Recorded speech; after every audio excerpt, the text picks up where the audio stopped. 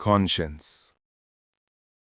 My companion said, "You speak of conscience with such reverence, as if it were something absolute. Yet it is merely a social construct, a brass artifact, nothing more. It is forged, cast, and molded in a furnace of social interactions. For us, it is something whose rulings and controls change according to prevailing interests. A value that benefits we call good, and a value that harms we call evil, even if that value were the very chastity you hold as dear as your own eyes." I said to him calmly, "Yes, this is the view of the materialist philosophers, as I have heard, that conscience is a deterrent authority, a restraint that grew from social incentives, merely an accumulation of experience that varies from person to person, from era to era, and from nation to nation. This is your discourse. But the truth is otherwise. The truth is that conscience is a light placed by God in human nature, an indicator, a guide, and a compass with which we are born, guiding us to truths. The role of social acquisition is merely to polish the mirror of this compass and clean its glass. And we have proofs that support us and refute your claims. Look at the animal kingdom, where there is no society. You see a cat defecate, then turn to cover its waste with soil. In what feline society did the cat learn this impulse? And how did it distinguish between filth and cleanliness? And you see a cat steal a fish. If you catch it and hit its head, it crouches and lowers its gaze in a clear sense of guilt. And you see it play with children in a house, then break a vase during play. What happens? It runs in panic and hides under the chairs, having realized it made a mistake. All these are evidences and traces of a conscience. And in the kingdom of cats, there are no incentives for the emergence of these feelings.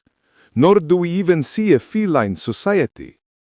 And we see the sense of traditions and marital fidelity in doves, the nobility of the horse in its attachment to its owner until death, the pride of the lion and its refusal to attack its prey from behind, the shyness of the camel and its hesitation to mate with its female if it finds an eye watching it. Then there is that profound incident witnessed by the audience at a national circus in Cairo, when a lion jumped on the trainer Mohammed el-Helu from behind, sank its claws into his shoulder, and inflicted a fatal wound. The incident is recounted by a circus employee, how the lion refused food, confined itself to its cell, refusing to leave. They moved it to the zoo and offered it a female to console it, but it struck and drove her away. It persisted in its fast and refusal of food, then pounced on its own guilty paw, tearing at it until it bled and died. An animal committing suicide out of remorse and atonement for its crime. From which society in the world of predators did the lion learn these traditions? Is it a crime in predator society to devour a human, warranting suicide? Here we are facing nobility, character, and a conscience we do not find in some humans. We are facing a complete failure of the materialist explanation and the materialist conception of the truth of conscience. There is no explanation for what we see except what religion states, that conscience is a light placed by God in human nature, and that the only role of social acquisition is to polish the rust of the soul so it reveals this divine light. This is what happened between the lion and its trainer.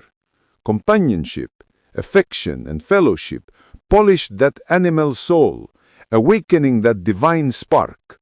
So the lion grieved, felt remorse, and committed suicide in anguish, just like humans. The lawful is clear, and the forbidden is clear, as our prophet, peace be upon him, said. Seek the verdict of your heart, if people issue fatwas for you. We are not in need of a college of Sharia to know wrong from right, truth from falsehood, or the forbidden from the lawful. For God has placed in the heart of each one of us a college of Sharia and an infallible scale. All we are required to do is to polish our souls from the veils of matter and the density of desires, so that we perceive, see, know, and distinguish without the crutch of social experience by the light of God, whose name is conscience. O you who have believed, if you fear Allah, He will grant you a criterion. God says in the sacred hadith to the Sufi Muhammad bin Abdul Jabbar, "How do you despair of me when in your heart is my ambassador and my speaker?" Conscience is a fixed truth, and fundamental moral values are likewise fixed. Killing an innocent will never one day become a virtue. Similarly, theft, lying, harming others, obscenity, immorality, vulgarity, harshness, cruelty, hypocrisy, and betrayal. All these are moral deficiencies and will remain so until God inherits the earth and all upon it. Likewise, love, mercy, truthfulness, forbearance, forgiveness, and beneficence will remain virtues and will never transform into crimes unless the heavens and earth become corrupt, absurdity prevails, and reason ceases to exist.